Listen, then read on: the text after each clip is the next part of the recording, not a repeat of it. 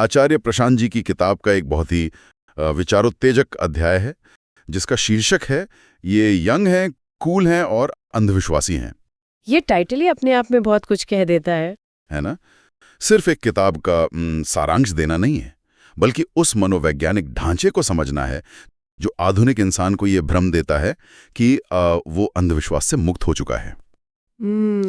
ये भ्रम सच में बहुत गहरा है। आज की पीढ़ी खुद को बहुत लॉजिकल और वैज्ञानिक सोच वाली मानती है। मतलब हम सब अक्सर पुरानी पीढ़ियों की जो मान्यताएं होती है ना, उन पर बहुत हंसते हैं। हाँ, बिल्कुल। जैसे वो बिल्ली रास्ता काट गई तो गाड़ी रोकनी पड़ेगी। हाँ। या फिर वो रात को नाखून नहीं काटने चाहिए।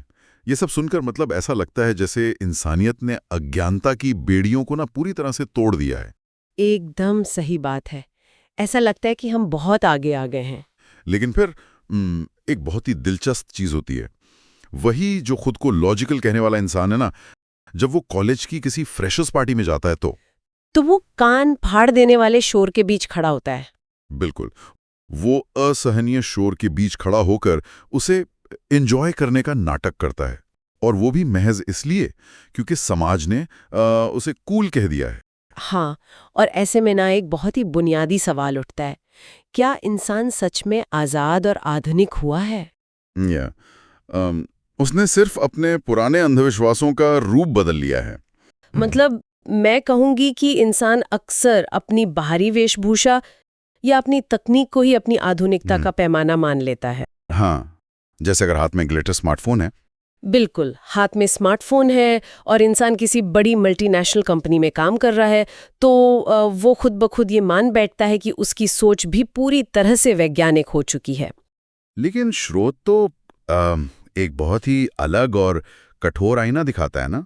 हाँ, वो इंसान से सीधे ये सवाल पूछता है कि क्या उसकी मानसिक प्रक्रिया, उसके फैसले लेने का तरीका सच में बदला है, या वो आज भी उसी आदिम कबीलाई मानसिकता का शिकार है, बस नए कपड़ों में। ये बहुत ही दिलचस्प नजरिया है। चलिए इसे उन रोजमर्रा के उदाहरणों से थोड़ा खोलते हैं जिन्हें हम अक्सर नजरअंदाज कर देते हैं। हाँ, जरूर। तो जब भी हम अंधविश्वास शब्द सुनते हैं तो दिमाग में तुरंत वो पुराने जमाने की तस्वीरें आती हैं, जैसे शनिवार को बाल मत कटवाओ, या वो चप्पल उल्टी मत रखो वरना घर में क्लेश हो जाएगा। हाँ, और वो खाली कैंची मत चलाओ क्योंकि उससे लड़ाई झगड़ा होता है। आज के जो पढ़े लिखे लोग हैं वो इन बातों को एकदम सिरे से नकार देते हैं। वो आराम से शनिवार को बाल भी कटवा लेते हैं और मन ही मन सोचते हैं कि उन्होंने अंधविश्वास पर विजय प्राप्त कर ली है। लेकिन जब स्रोत वो फ्रेशर्स पार्टी का उदाहरण सामने रखता है ना, तो पूरी तस्वीर ही पलट जाती है। मतलब एक पार्टी चल रही है और वहां बहुत तेज संगीत बज रहा है, और अगर वहां खड़े किसी इंसान से पूछा जाए कि भाई इतना लाउड म्यूजिक क्यों है, तो अक्सर यही जवाब मिलता है कि अरे पार्टी है तो लाउड म्यूजिक तो होना ही चाहिए। मतलब कोई कारण नहीं, कोई लॉजिक नहीं। बस होना चाहिए क्योंकि ऐसा ही होता है। हाँ। और इसके अलावा उस पार्टी में जाने के लिए खास तरह के कपड़े पहनना भी अनिवार्य सा हो गया है। जैसे लड़कियों के लिए साड़ी और लड़कों के लिए फॉर्मल सूट। और यहीं पर ना सबसे बड़ा विरोधाभास छिपा हुआ है। जो लोग बिना सोचे समझे वो शनिवार को बाल ना कटने वाली परंपरा का मजाक उड़ाते हैं, वही लोग बिना सोचे समझे इस लाउड म्यूजिक और ड्रेस कोड का पालन करते हैं। बिल्कुल। स्रोत में ना इसका एक बहुत ही तीखा उदाहरण दिया गया है। जब कोई व्यक्ति किसी ऐसे कबीले के बारे में पढ़ता है जो पहाड़ों पर पत्थर रख कर ये मानता है कि वहाँ उनके पितरों की आत्माएं रहती हैं। और फिर वो वहां आग जलाकर बलि देते हैं। हाँ, तो वो इंसान तुरंत कह देता है कि यार ये लोग कितने पिछड़े हुए और आधे में। लेकिन असल में पिछड़ापन है क्या? क्या वो पहाड़ों पर बलि देना है? नहीं, पिछड़ापन असल में किसी भी काम को बिना ये जाने, बिना ये समझे करना है कि उसे क्यों किया जा रहा है। ओहो, ये तो मतलब पिछड़ेपन की पूरी परिभाषा ही बदल देता है ना? हम सोचते हैं कि ये जो तकनीक है ये हमें उन्नत बनाती है, लेकिन अगर हमारी बुनियादी मानसिकता यानी भीड़ का आंख मूंद कर पालन करना बिल्कुल वैसी ही है, तो फिर वो स्मार्टफोन तो सिर्फ एक चमकता हुआ पत्थर ही है। सही कहा।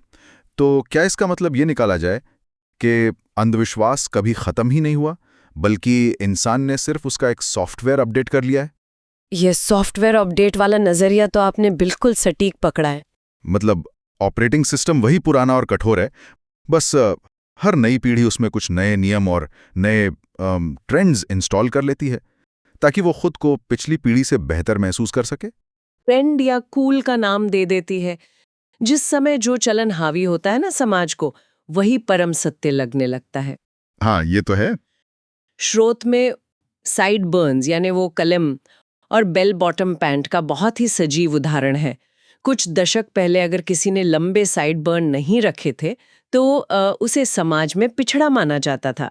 और आज जब लोग अपने ही दादा दादी की पुरानी तस्वीरें उन बेल बॉटम पैंट्स में देखते हैं, हाँ। तो उन्हें बहुत हंसी आती है। बिल्कुल, लेकिन उस समय तो वही सबसे कूल था ना। यहाँ इंसान के मनोविज्ञान को समझना बहुत जरूरी है। लोग इन नए रिवाजों को इसलिए नहीं अपनाते क्योंकि वे सच में उन्हें पसंद करते हैं। तो फिर क्यों अपनाते हैं?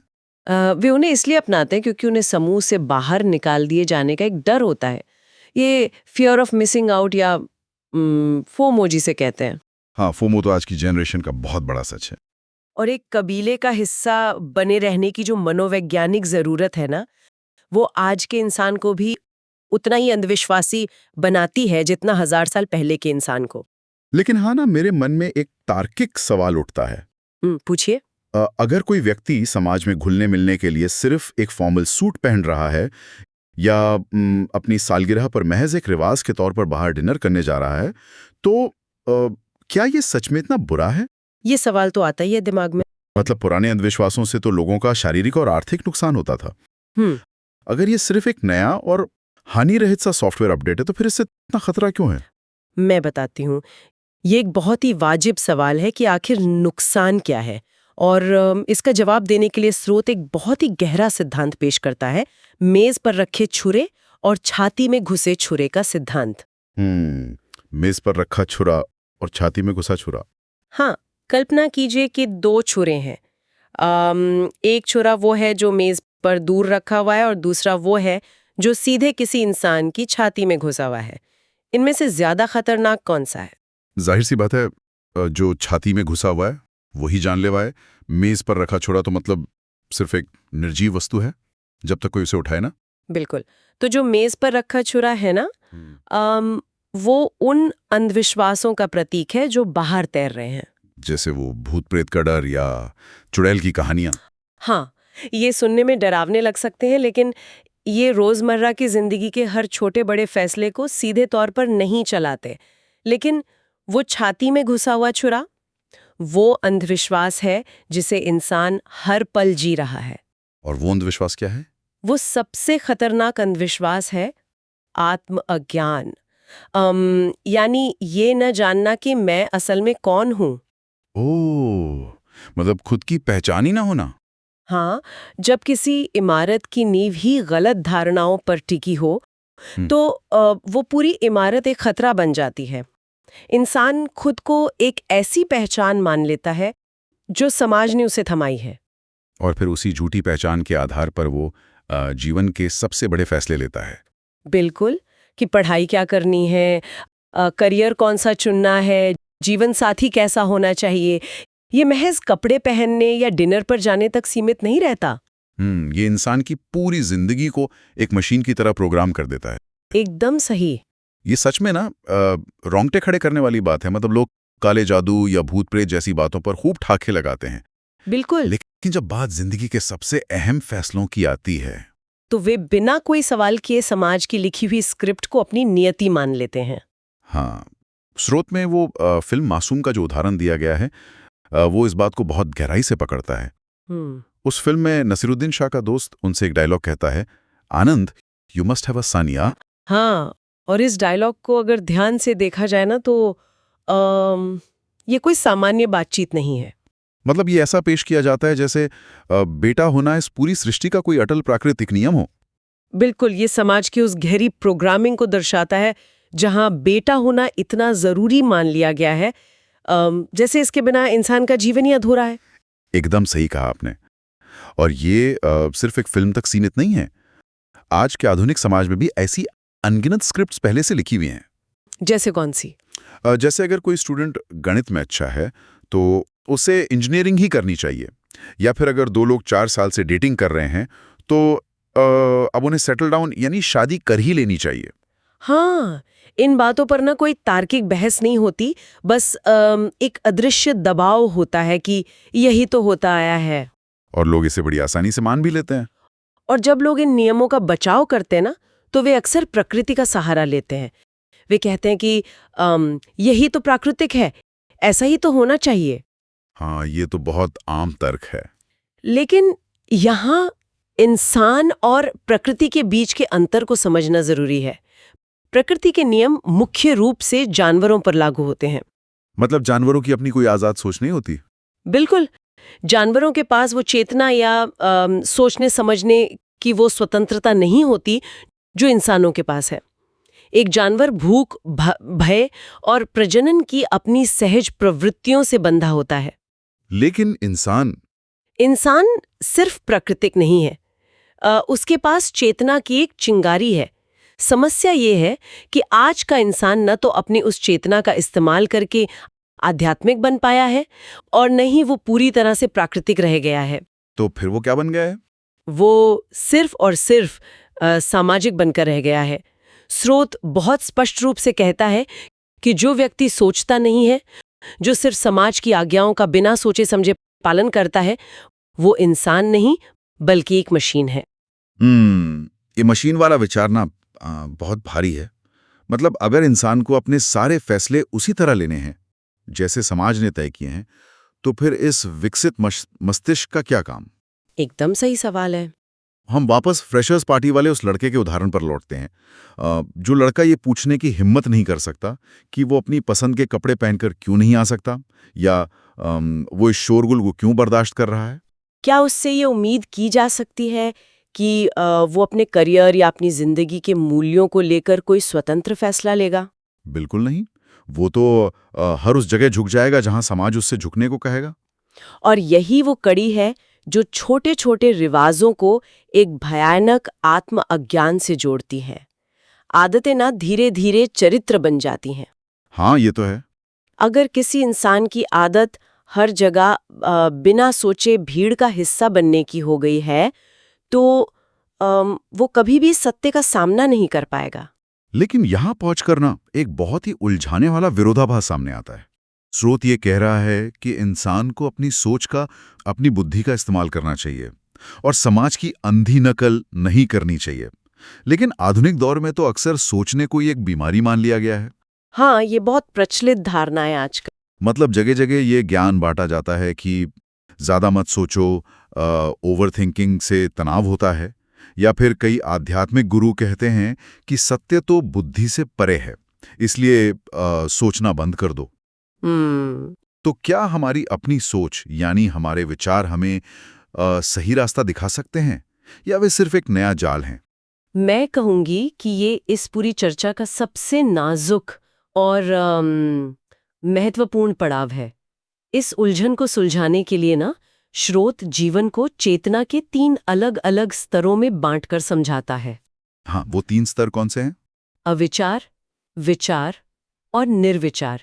इंसान और जानवर के बीच का असली फर्क यहीं से तय होता है। तो पहला स्तर है अविचार। अविचार, जिसका सीधा सा मतलब है बिना विचार के जीना। हाँ, लेकिन इसे सिर्फ सोचना बंद करना नहीं समझना चाहिए। अविचार का मतलब है अपनी मूल वृत्तियों के गुलाम होकर जीना। मतलब बिना सवाल किए जीना। बिल्कुल, बिना कोई सवाल किए सिर्फ अपनी भूख, अपने गुस्से, अपनी वासना और अपनी डर के आधार पर फैसले लेना। ये पूरी तरह से एक पशुवत जीवन है। जब कोई इंसान समाज के डर से कोई काम कर रहा है या लालच में अंधा होकर भाग रहा है, तो वो अविचार के स्तर पर है। अगर इसे हम आज के संदर्भ में देखें तो रात के 2 बजे बिस्तर पे लेटे हुए लगातार सोशल मीडिया पे वो स्क्रॉलिंग करना महज इसलिए क्योंकि दिमाग को डोपामाइन चाहिए, क्या ये आज के आधुनिक इंसान का अविचार है? ये अविचार का बिल्कुल सटीक और आधुनिक उदाहरण है। वहाँ कोई चेतना काम नहीं कर रही है, सिर्फ एक लत और एक यांत्रिक प्रक्रिया चल रही है। सही कहा। इसके बाद आता है जीवन का दूसरा स्तर, विचार। यानी वो अवस्था जहां इंसान अपनी बुद्धि का इस्तेमाल शुरू करता है। बिल्कुल, यहीं से इंसान के असल मायने शुरू होते हैं। विचार का अर्थ है विश्लेषण करना, तर्क करना, सही और गलत के बीच भेद करना और सबसे महत्वपूर्ण सवाल पूछना। और फिर इसके बाद तीसरा स्तर आता है। हाँ, और फिर इस बौद्धिक स्तर के भी पार एक तीसरा स्तर आता है, जिसे निर्विचार कहा गया है। ये वो अवस्था है जहाँ इंसान विचारों की सीमा को भी पार कर जाता है और परम सत्य तक पहुंच जाता है। जहां मन पूरी तरह से शांत और स्पष्ट होता है। एकदम। तो यहां धोखा कहाँ होता है? क्योंकि अविचार जहां विचार पैदा ही नहीं हुआ, और निर्विचार जहां विचार पार हो गया। दोनों ही शब्दों में तो विचार नदारद है। आम इंसान तो मतलब आसानी से इनमें उलझ सकता है ना। और इसी उलझन का बाजार में सबसे ज्यादा फायदा उठाया जाता है। वो कैसे?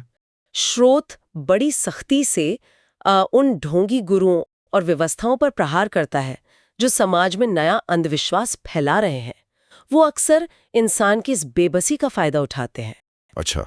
वे अपनी बेतुकी, अतार्किक और नुकसानदेह बातों को लोगों के सामने ये कहकर परोसते हैं कि देखो, ये विज्ञान या बुद्धि के दायरे से परे की चीज है। वे आम इंसान को उसकी बुद्धि का इस्तेमाल करने से ही रोकते हैं। ओहो, अब तस्वीर साफ हो रही है। मतलब वे असल में लोगों को पशुता यानी अविचार की तरफ धकेल रहे हैं, लेकिन उस पर लेबल निर्विचार या बुद्धि से परे का चिपका देते हैं। एकदम सटीक विश्लेषण है आपका। वो अविचार को निर्विचार की चमकदार पैकिंग में बेच रहे हैं। ये तो बहुत बड़ा धोखा है ना? जो चीज फैलाई जा रही है वो बुद्धि के पार की अवस्था नहीं है, बल्कि वो बुद्धि से बहुत नीचे गिरने की अवस्था है। बुद्धि के पार तो सिर्फ शुद्ध सत्य और शांति होती है। तो फिर आम इंसान क्या करे? एक ऐसा समाज जो पहले से ही अंधी दौड़ में भाग रहा है, जो अभी विचार करना ही नहीं सीख पाया है, उससे अगर ये कह दिया जाए कि सोचना बंद कर दो, तो वो और गहरे गर्त में चला जाएगा। हाँ, ये तो तबाही है। एक ऐसे समाज से तो सबसे पहले यही कहना होगा कि उठो और कम से कम सोचना तो शुरू करो। बिल्कुल। विचार करना अंधी मान्यताओं के आगे घुटने टेकने से लाख गुना बेहतर है, क्योंकि जंजीरों को पहचानने और तोड़ने का पहला कदम विचार ही है। ये तर्क ना बहुत ही स्पष्टता लाता है।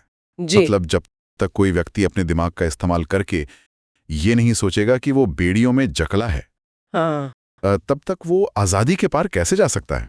बिल्कुल भी नहीं जा सकता। विचार वो औजार है जिससे समाज की दी गई स्क्रिप्ट को काटा जा सकता है, लेकिन इसे जमीन पर यानी रोजमर्रा की अस्त व्यस्त जिंदगी में कैसे उतारा जाए?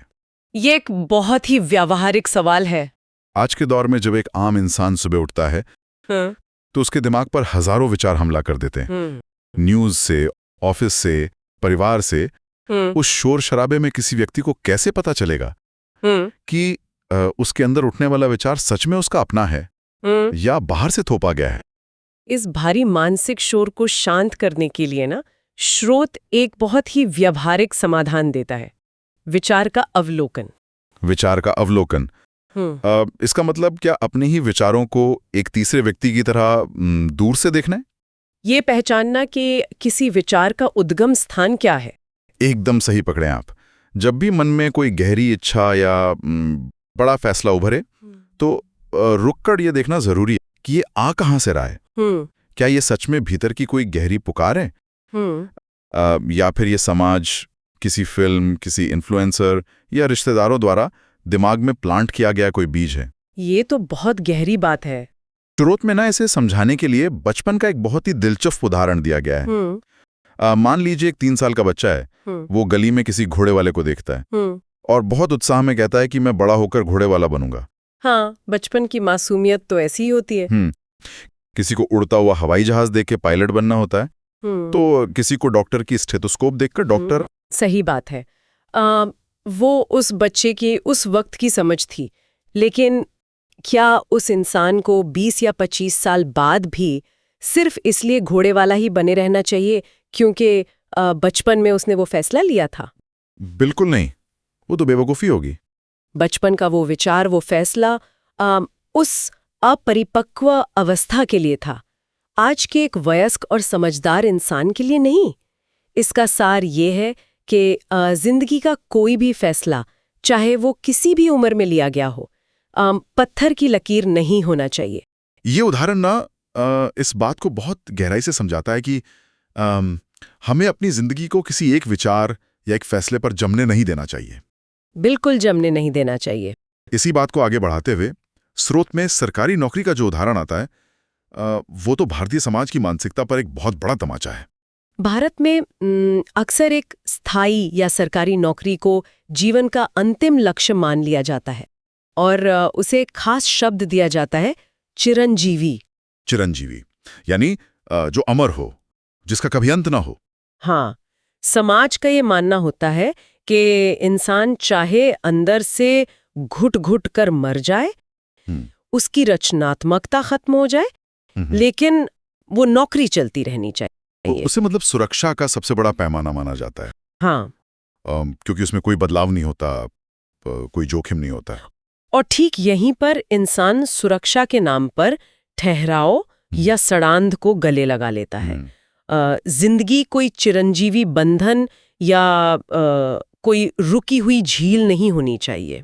तो जिंदगी कैसी होनी चाहिए?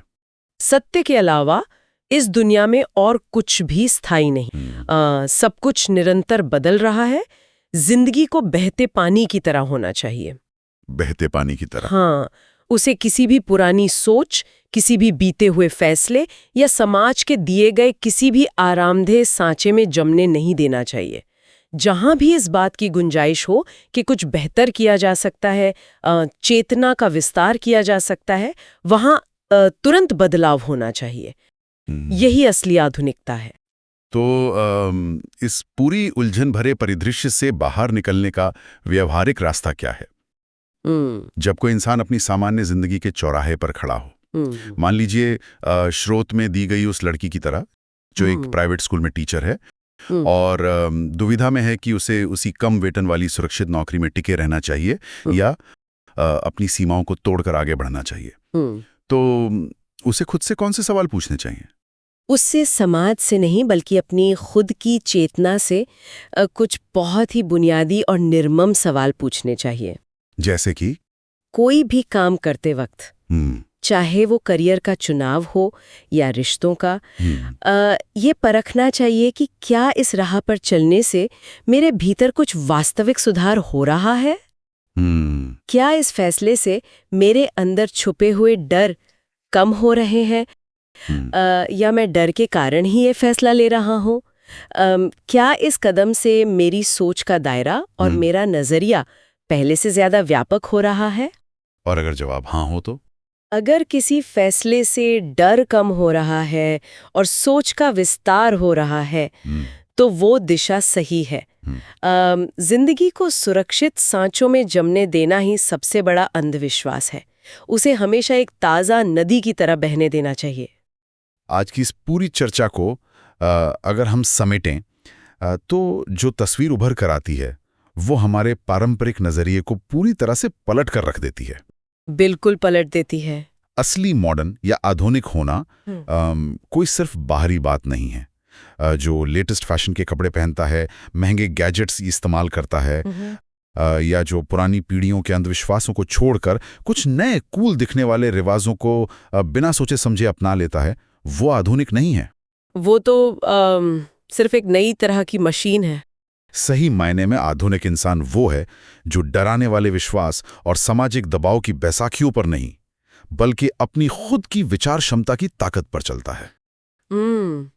जो भीड़ के बहरे कर देने वाले शोर के बीच भी अपनी चेतना की, अपने अवलोकन की आवाज को सुन सकता है। सबसे बड़ी बात जिसे ये भान है कि उसे अपनी जिंदगी की स्क्रिप्ट किसी और से नहीं लिखवानी है। ये एक डरा देने वाली आजादी है, लेकिन यही असली आजादी है। बिल्कुल। इस चर्चा ने सच में कई परतों को उधेड़ कर रख दिया है। एक ऐसा विचार है जो इस पूरी बातचीत से जम लेता है और जो लंबे समय तक हमारे साथ रहना चाहिए। वो क्या है? सोचने वाली बात यह है कि आज से 50 या 100 साल बाद जब भविष्य की आने वाली पीढ़ियां आज के इस दौर का विश्लेषण करेंगी, जब वे आज के उन रूटीन, उन सामाजिक नियमों और उन ट्रेंड्स को देखेंगी जिन्हें आज सबसे ज़्यादा लॉजिकल, स्मार्ट और कूल माना जाता है, तो क्या वे भी आज के इंसानों पर उसी तरह हंसेंगी जैसे आज का इंसान पुरानी पीढ़ियों की मान्यताओं पर हंसता है? ये तो बहुत ही गहरा सवाल है। आज के समाज का वो कौन सा सबसे कूल हिस्सा है जो भविष्य की किताबों में महज एक हास्यास्पद और खोखला अंधविश्वास कहलाने वाला है?